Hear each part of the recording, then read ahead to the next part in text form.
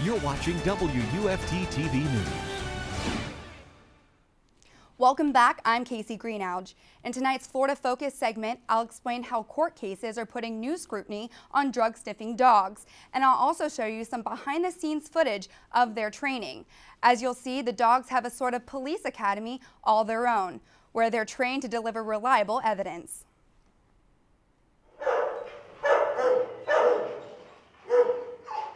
Dogs are famously referred to as man's best friend. But these dogs serve a little bit more of a purpose than loyalty and love. Police dogs are better known as their handlers' eyes and ears out on the force. But when dog sniffing cases are taken to court, sometimes these police dogs can carry more weight on their shoulders than just a harness. The third case regarding police dogs to ever reach the Supreme Court was finalized earlier this year.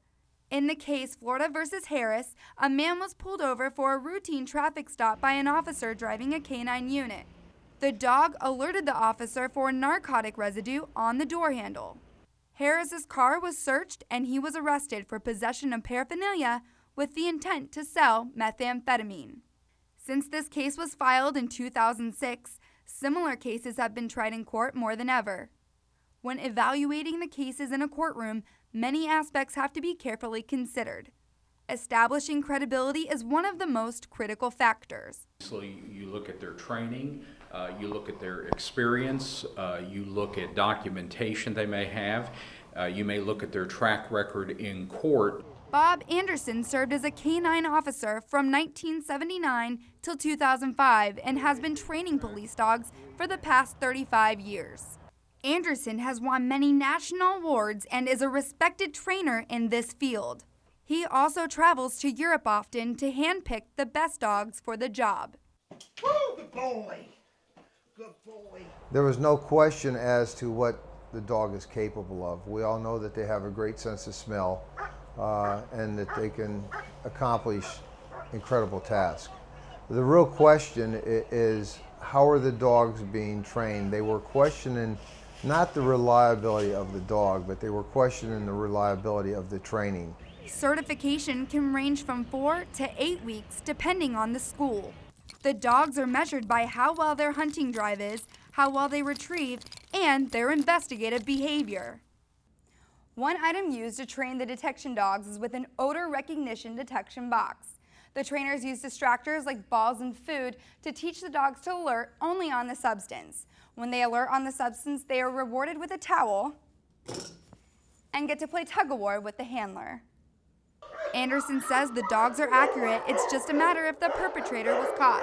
If I put 300 pounds of marijuana in a trunk and I drove it from West Palm Beach to Gainesville, 4.5 hours, and I delivered it to you, and I leave Gainesville and then I get stopped 30 minutes later on I-75 and the Florida Highway Patrol runs the dog around my car, the dog is going to respond.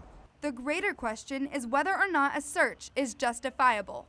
According to the Fourth Amendment of the Constitution, citizens have the right to be secure against unreasonable searches and seizures, unless there is probable cause. In certain situations, police officers may use their dogs to achieve probable cause. They are backed by recent legislation as well as the U.S. Supreme Court. Now that police dog sniffing cases are becoming more prominent in courtrooms, the term probable cause is being interpreted loosely. One thing is for sure, police dogs and their productive role in crime prevention are here to stay.